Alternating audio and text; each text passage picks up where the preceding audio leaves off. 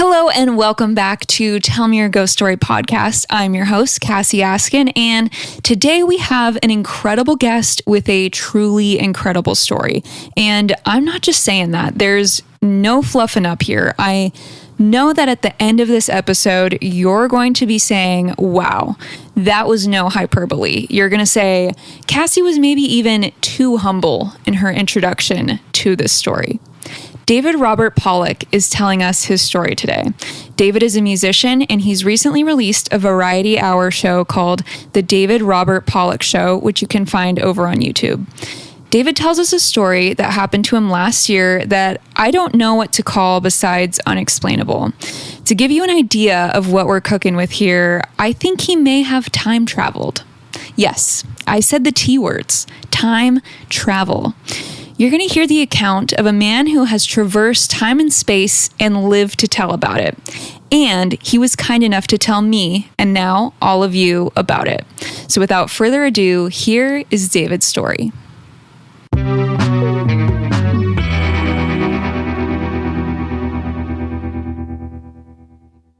David, please tell me your ghost story. I am a mailman in downtown Los Angeles.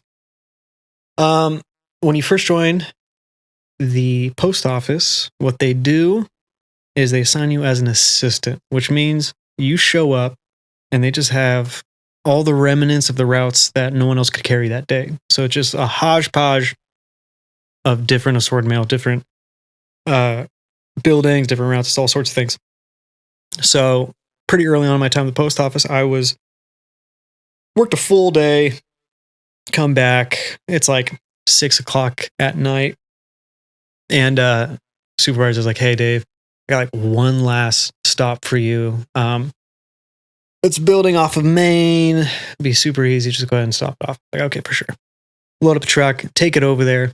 And I deliver all the mail for this building. I look at the bottom of the tub they gave me, and there's a pile of what appears to be really, really old mail. It is discolored. It has all sorts of things, the handwriting, the calligraphy, everything about it is just so old. And I like to a point where I really noticed it. I was like, oh, this is super weird. And also it wasn't assigned to me. Like, this isn't a part of my assignment today.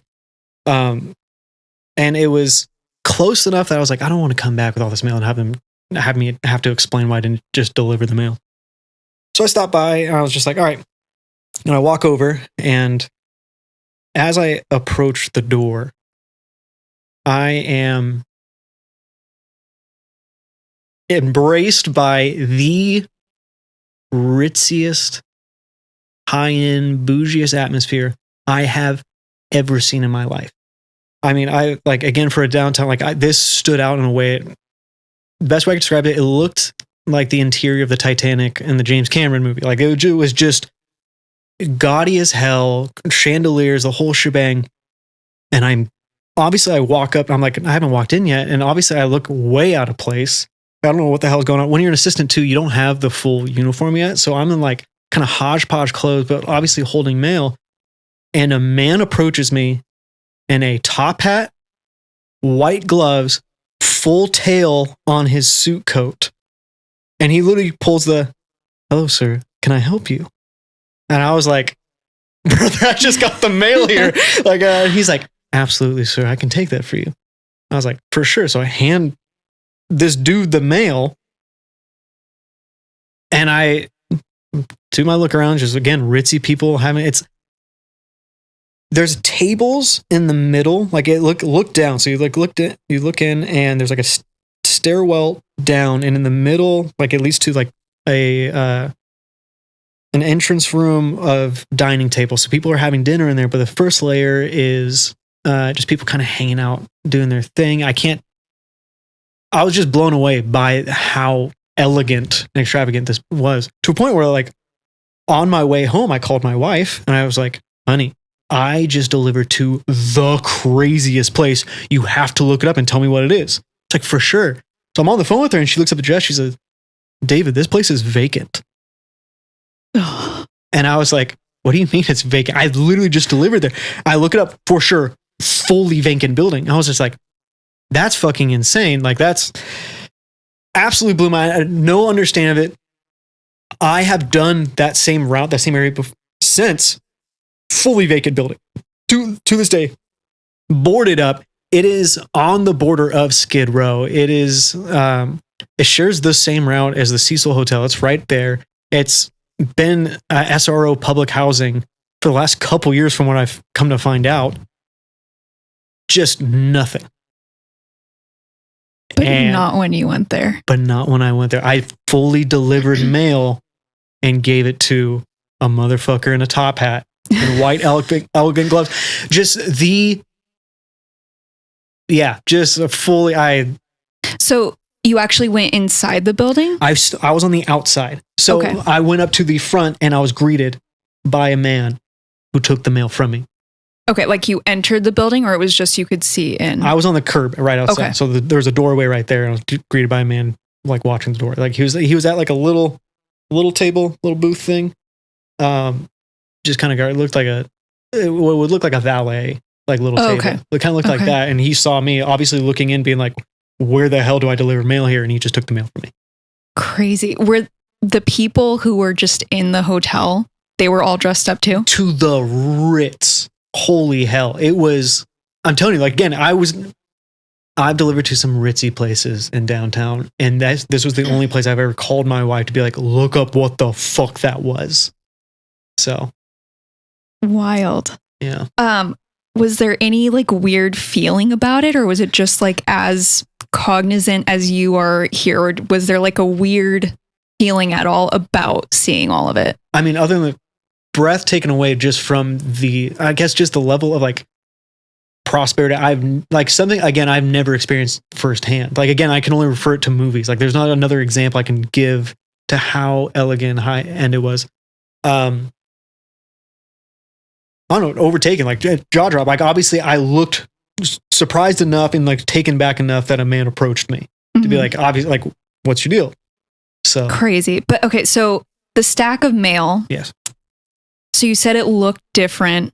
It looked old. Noticeably, like to the degree of, again, I go through a lot of mail. I go to a lot of buildings, some high end, some not so high end. At some point you just kind of stop taking notice of the mail you do. This is a mail that I like literally was like, this is old ass mail. I've had other buildings where I've seen mail that goes through the circuit a lot. And I've noticed like they get really frail to the edges. So I was just like, I've seen what old mail looks like. I've seen reoccurring mail. I've never seen mail this old. And the calligraphy, it's all handwritten calligraphy on the letters. It's a whole thing. So bizarre. Do you remember the stamps that were on it? Was it? So that was the whole thing. They were forever stamps. They were new stamps. That's like the whole thing about it. Like this was really, really old mail, but it was forever stamps. It could have, there's a process. Right. When you approach a vacant building, if you have mail for a vacant building, you write on the mail vacant. You bring it back. There's a whole place you put the vacant mail into. If the place it's returned to, if there's no return address, it gets sent back in and it gets into the cycle. And if it keeps returning after you put it in vacant, it's called dead mail. Right. And that's a whole nother process. But that will always come up with, there's like a little yellow tag that comes up on your mail sometimes. If you get like forwarded mail, that little sticker come up on the mail and it'll start stacking. Like you'll get like a little thick layer of these yellow things. You're like, this is dead mail. It's not going anywhere. This did not have that on there. There's no other indication of writing. Another example, I mean, it could have been that like this route is very frequently, the guy who normally delivers it is not there frequently. So there's a lot of assistants that do it. And what they do is sometimes if they come across a building that looks like though it's getting a lot of mail, but looks vacant, they'll just save it. They'll put to the side for like when someone knows what the hell they're doing to deliver that mail. So like that's like, these are like all the options I could play on my head for what this mail could have been. And it was piling up because it was boarded up. Yeah, it was not being delivered. And this is so I have done that route again since the story, and this is where it gets weird. Again, here's where it gets even weirder. That mail, there's current mail that still gets sent to that building, because as of recently, it's been like Section 8 housing. Mhm. That mail is redirected to the building next door now. So there is a place for recent tenants in that building for their mail to go. Right? So this is mail that has not been involved in any recent cycle of the tenants that have lived there anytime recently. So, because they would have been delivered, but dead mail would have been vacant, would have been something. Just wasn't. When was this happened? I mean, year of our Lord 2023. Okay. Probably about a year ago, probably around March, April, May-ish. Okay. March, April, May. Okay. So you dug up the actual address, yes, I found it. Which is very exciting to have. 721 South Main Street. Yeah. I did a deep dive on the property, and there really is not much to find online about this building in particular, especially pre-condemnation. But the property is currently called the Dewey Hotel. Did you remember seeing any sign or anything? No. Because right now it does say Dewey Hotel. Yeah. I passed by freaking, I was like, the Dewey Hotel. I'll pass by. I'm like, that's the goddamn building. Yeah. No, this, like, there was like a restaurant. Like, again, there was no indication. I tried to find, again, like, I didn't know what it was, couldn't find the information on it. I should have just asked the guy, but, yeah, no indication. So called the Dewey Hotel now. The building was built in 1911. Did you know that? I found that. I did not know that. Yeah. So it was built in 1911. In 2001, the Skid Row Housing Trust acquired and renovated the building and operated it as affordable and accessible housing for people experiencing homelessness. I found many recent accounts pre-condemnation of the building being in a poor state of repair due to mismanagement and the eventual collapse of the Skid Row Housing Trust. There were constant leaks in the roof that led to mold and several ceilings to collapse, and the elevators were constantly broken. So obviously the state of it was very far from the 5-star luxury hotel that you witnessed. The building was condemned in February 2023 due to a fire that was deemed arson. Unfortunately, all of the tenants were displaced in February 2023. And there's several LA Times articles about the arson and condemnation. And the building remains vacant and condemned to this day. I did find some photos. So yeah, you said you've driven through it. Yeah. That is not what it looked like. Lord, let me tell you. So there was like a facade around it. Like, the doorway felt bigger. That's what it was like. The doorway felt like a big portion of it, like right there. And there wasn't two things. Like, it literally just felt like there's one big doorway right here. Okay. And it led down. Oh, yeah. Weird. So that's what I'm saying. Like, and then I found some photos of the inside. Yeah, let me tell you, it didn't look like that. It didn't. No, it didn't. It was a much wider open space. It wasn't. I didn't see any like real hallways going on. Yeah, this looks like it looks like an SRO housing building. Yeah. Mm-hmm. Wild. A detail that I really can't get over is the fact that no one's living there because it was condemned in February 2023. The guy took the mail. That is so odd. The mail was delivered that night. Like, no one's been allowed to live there since February of 2023. But whoever you gave this mail to was just like, yep, I'll take this mail and give it to the people who live here. Like, that is so weird to me. And I feel like a skeptic trying to explain this away would be like, oh, you walked onto a movie set, or it was like role players doing a recreation or something. But like, why would that person then accept the mail from you if they were filming a movie or something like that? And they're not going to be filming a movie in a condemned building. Like, they're not going to be doing that. Not on that level. Because again, being downtown, I've delivered to movie sets. I've delivered really, really high-end hotels and buildings get their mail delivered to the front desk. That is a thing, right? You go to most of the high-end places, they will, because a lot of people have almost not permanent residence, but they have like consistent residency at some of these hotels. So they will regularly have their mail delivered to the front desk. So that is a common practice on really high-end places. So that's why I didn't think twice about the dude at the front desk being like, I can take that. Right. Unless, of course, there was just a dude happened to be walking down the street in a top hat and fine linen gloves that I just handed everyone's mail to at that building. But like you saw inside of it. No, I did see inside it. No, I was absolutely taken away. That's the story. I don't know what to tell you. Yeah. That's what it is. I delivered mail to a building that has been vacant. Wild. So before this happened, did you believe in the paranormal, and did this experience change what you think about reality itself and the paranormal at all? I see the craziest thing I've ever seen about twice a day doing mail in downtown. Tell us about that if that's okay. I'll say that I've never been I've always been a skeptic on its own right. I've never been not open to like the absolutely crazy shit. I think I compartmentalized that story really quickly. That was like the whole thing with it. Because again, saying before that at the wedding where I first told you the story, someone had to remind me of that story at the wedding before I even talked to you. That is really good luck for me. That is seriously. Like I don't know. That might be a trauma response. Just be like, well, all right, I'm tucking that away. Yeah. Can't explain it. Don't need it. Yeah. Cause part of me, I guess part of my mind's like, maybe I will figure out what the hell that was. Cause that happens. Like, again, like most horror stories I know end up being like, oh, it was raccoons. like that's how my mind is. So at this day, I was just like, as of right now, that is the craziest thing I've ever witnessed before. But at some point there could be like, well, actually that was Ritz night at the construction site. I was just like, all right, there it was.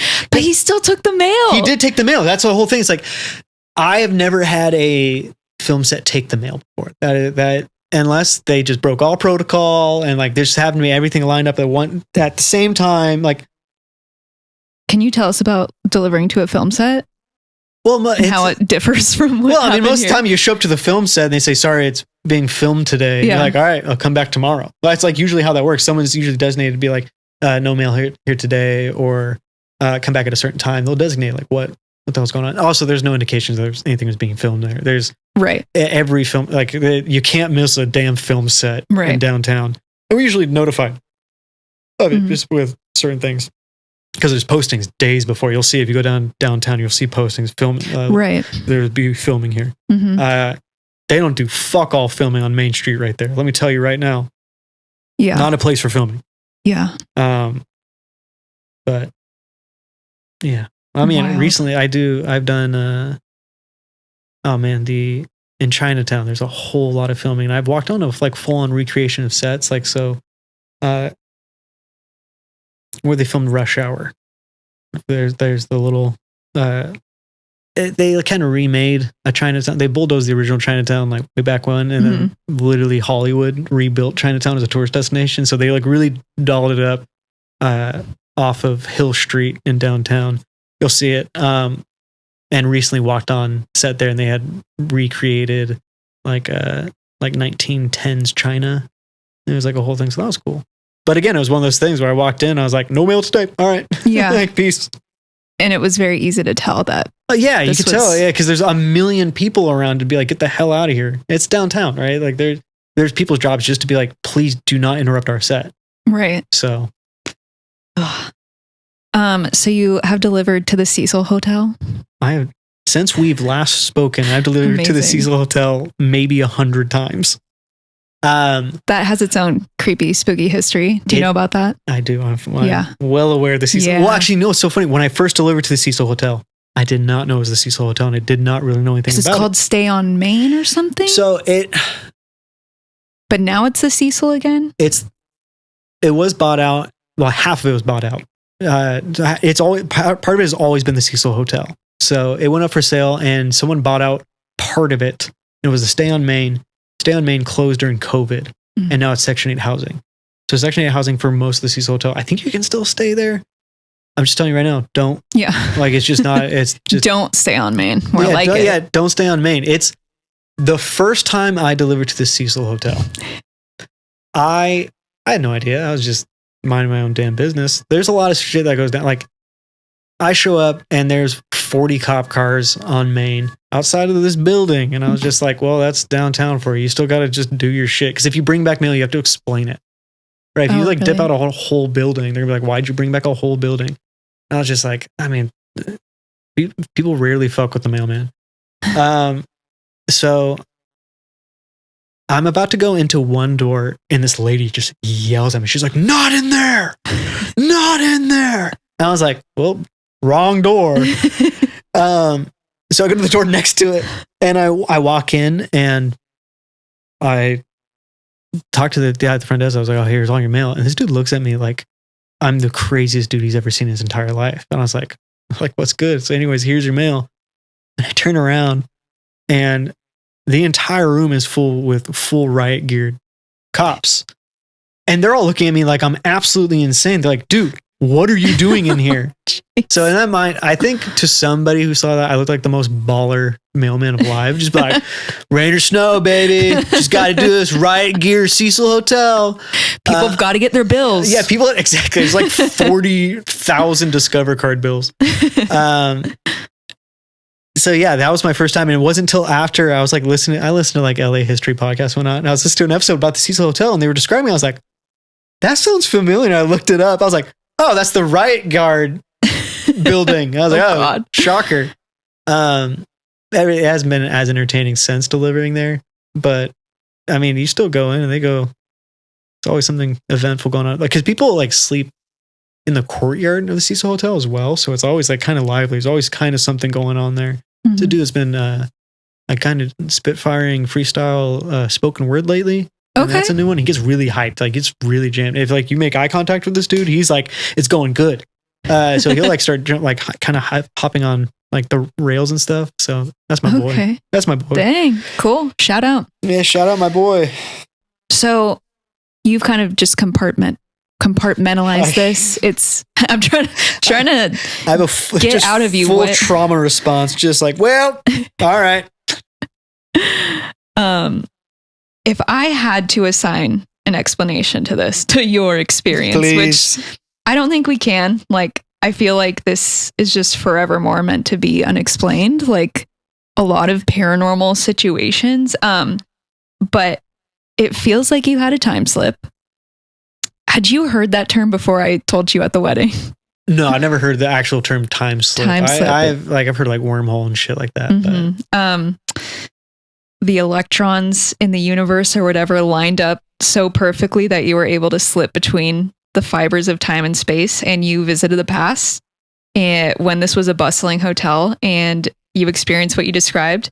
And the people in the past who you visited, the employees, were like, hey, this mailman just came in and he had a really different looking uniform than what we're wearing nowadays. And he just came and he gave us this mail and the stamps look really weird. And they're like, it's like really expensive. It's like 63 cents on this stamp. It's not 2 cents. Like what? I didn't even think about that. Yeah. That must be like the craziest. They're like, why is it like 30 times more? It's just a letter. Where the hell are they sending this from? Yeah. I'll tell you where. Yeah. The goddamn future. Yeah. You delivered to the past. Maybe one of the only mailmans on earth who has done that. I don't know. I've never even told my coworkers that story. Oh. Because I know that I'm afraid to crack open that that side of things where it's like, oh, you think that's a crazy story? Oh, dude. Because I know I'll never hear the end of it. Because you start making eye contact with the dude that works with you, just like, yeah, we both saw ghosts. Huh? I want to talk to that guy. Send him my way. You don't have to work with him. But part of me wants to believe that they weren't welcoming any other mailman, and I happen to be the right guy to deliver their mail. Like I like the Twilight Zone. I like to imagine that I was like the one guy that they're like, thank you, finally, the mailman came to bring us our mail. I like to imagine that they just hadn't gotten their mail in a while. Yeah. And they're just like, I mean, it was a fat stack. It was a fat stack. That's what I'm saying. I think I happened to be there on the right night, and they opened up their time slip. Yeah, they opened up the time slip. Because time slip's different than ghost, right? Like that. Because I think my initial response when she said it was vacant, I was like, I just came across a bunch of ghosts having a party. Sure. I mean, who's to say? I like living. I'm open to any explanation. Time slip is also cool as hell, though. I'm open to it. I think if it was 1911 downtown LA and they saw me, I think they would have sensed that I was Irish and maybe not would have taken the mail. That's my whole thing. I feel like there was, yeah, like I don't know. I like to live in a world of a little bit of mystery, so I'm gonna say fuck it. Sure. Yeah. I always say that the world is way more fun if you believe in stuff like this. You know, like, yeah, maybe I'm gonna see a ghost. Maybe I'm gonna see Bigfoot. It's more fun than just saying no, it doesn't exist. So yeah, that's what I always say. I'm gonna take that. Yeah, I'll stamp that. Fuck it. Cool. We're gonna go with the fun explanation. We're gonna go with the fun one. Yeah, I'll do anything to liven up my daily work schedule. Yeah. But yeah, if any of your coworkers come to you after this and have any stories, you know where to send them. FBI is going to come after me. Like you've revealed it. We gave you government access and you've betrayed us. And that is why I keep a full explosive vest on me at all times, just in case they're ready to break down the door. That's why. So exactly. Perfect. On that note, David, thank you for being on the pod. Thanks for having me.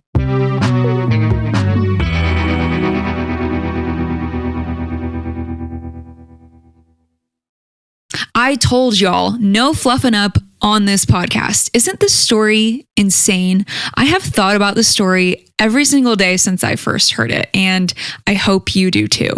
I did pay a visit up to the Dewey Hotel located at 721 South Main Street in historic downtown Los Angeles, and I can confirm as of September 15th, 2024, the building looks like a closed, abandoned building. There were several padlocks on the front door, and all of the windows on the facade were boarded up. The whole building and general vicinity are not well kept. There's graffiti all over the facade. There's litter everywhere. It's dirty and it smelled very bad. There's no mistaking its current state with a remarkably ritzy hotel filled with beautifully dressed people. There is no logical explanation that I can possibly think of, but if you have any ideas, please do let me know. And if you want to go visit the Dewey yourself, please be careful. I would not go alone and I would not go at night. Just please do be careful. To follow David on social media, find him at David Robert Pollock. And if you're lucky enough to be around where he's playing a show, you're going to want to go. I've had the pleasure of seeing him play live a few times, and David is such a talented songwriter. And when he performs, he commands the attention of the audience. You are completely drawn into his performance, and it is really something to experience.